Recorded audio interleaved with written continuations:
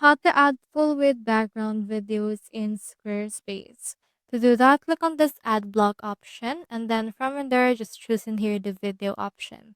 Now you have in here your video. So click on this edit icon in order to add a video that you want. It's actually on 30 minutes max. Just choose one right here. You can upload from file or select from library, or you can also attach a link. So for example, for this one, let me just choose this sunrise. And then as you can see, this will be added.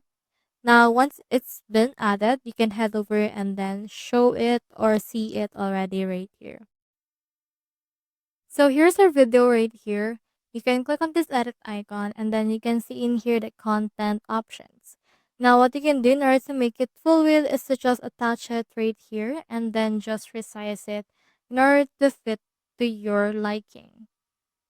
Now for this one, if you want to as well, you can resize it all together until it actually is onto the left or innermost part of your website like this one. Now just layer it out.